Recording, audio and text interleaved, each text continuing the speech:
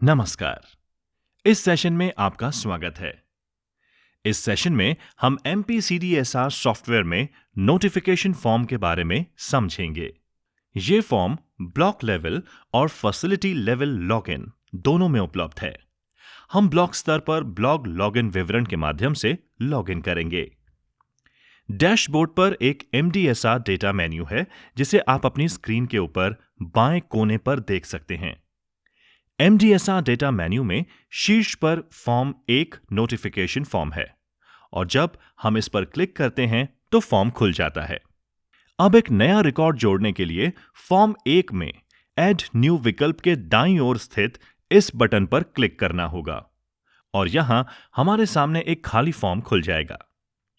इसके बाद राज्य, जिले और ब्लॉक या फैसिलिटी के नाम अपने आप आ जाएंगे और हमें बस गांव का नाम भरना है, जिसे हम यहां टाइप कर सकते हैं। यहां हमें RCH ID भरनी है अगर यह उपलब्ध है। फिर मृत महिला का विवरण यहां दर्ज किया जाएगा। अब इस सेक्शन में कुछ फील्ड अनिवार्य फील्ड्स हैं। जैसा कि हम देख सकते हैं कि यहां सभी अनिवार्य फील्ड्स को लाल एस्टेरिस्क के साथ हाईलाइट किया गया है। इसलिए हमें पहला नाम, अंतिम नाम यदि उपलब्ध हो, पति का नाम, पिता का नाम, वर्तमान निवास, आयु आदि भरने की आवश्यकता है। यहां उम्र महत्वपूर्ण है, इसलिए आयु क्षेत्र में हमें मृत महिला की उम्र, मोबाइल नंबर और मृत्यु के समय को अंकित करने की आवश्यकता है। यहां कैलेंडर विकल्प खुल जाएगा जहां हम किसी भी तारीख का चयन कर सकते हैं और साथ ही हम समय का चयन कर सकते हैं।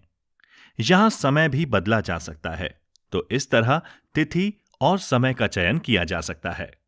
और मृत्यु का स्थान के मामले में, क्योंकि हमने ब्लॉक स्तर लॉगिन से लॉगिन किया है, हमारे पास ये विकल्प हैं: होम, ट्रांजिट और स्वास्थ्य सुविधा, जो अन्य या निजी आदि हैं। इसलिए हम यहां लागू होने वाले विकल्प का चयन कर सकते हैं।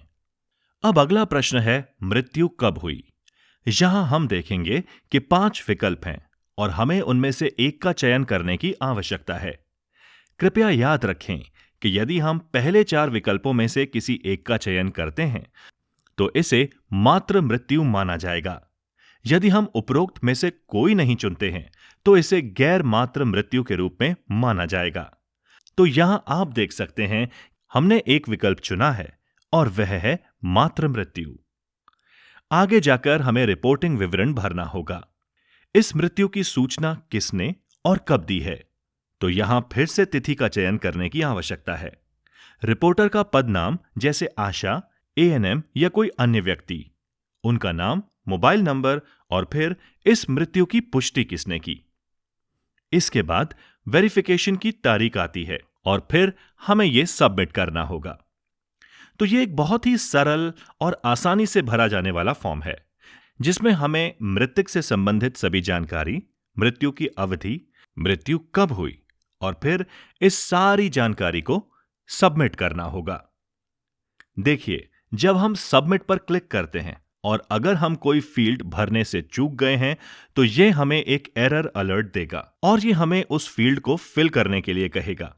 उदाहरण के लिए यहां हमने गांव फील्ड को मिस कर दिया है। अब चूंकि गांव अनिवार्य है इसलिए हमें कुछ जानकारी डालनी होगी, इसलिए हमने गांव का नाम डाल दिया है और अब हम डेटा जमा कर सकते हैं और यह मैसेज अपीयर होता है कि रिकॉर्ड सफलतापूर्वक जोड़ा गया है। और अब हम ओके पर क्लिक कर सकते हैं और ये देखिए, फॉर्म सेव हो गया है। अगर हम उस व्यक्ति के इन विवरणों को एडिट करना या देखना चाहते हैं जिसके लिए हमने विवरण भरा है तो हम यहां एक्शन कॉलम में जाकर देख सकते हैं। इस एक्शन कॉलम में इस पेन आइकन का मतलब है कि हम फॉर्म को एडिट करना चाहते हैं और इसे एडिट मोड में खोल सकते हैं। और इस आई आइकन का अर्थ है कि यह केवल देखने के उद्देश्य से है। इसलिए यदि हम आई आइकन पर क्लिक करते हैं तो फॉर्म केवल देखने के उद्देश्य से खुलता है और यहीं से हम PDF बटन पर क्लिक करके PDF फॉर्मेट में फॉर्म डाउनलोड कर सकते हैं। और अगर हम इस फॉर्म को एडिट करना चाहते हैं तो हम पेन आइकन पर क्लिक करेंगे और तदनुसार फॉर्म एडिट मोड में खुल जाएगा और फिर आवश्यक परिवर्तन करने के बाद इसे फिर से सेव कर सकते हैं। यहां एक मैसेज कंफर्म करेगा कि रिकॉर्ड सफलतापूर्वक अपडेट कर दिया गया है। तो इस तरह फॉर्म 1 यानी नोटिफिकेशन फॉर्म में डेटा एंट्री की जाती है। ये MPCDSR सॉफ्टवेयर में डेटा एंट्री के लिए पहला फॉर्म है और एक ही फॉर्म ब्लॉक लेवल के लॉगिन के साथ साथ फैसिलिटी लेवल के लॉगिन दोनों में लागू होता है। इस सेशन में बस इतना ही। इस वीडियो को देखने के लिए धन्यवाद।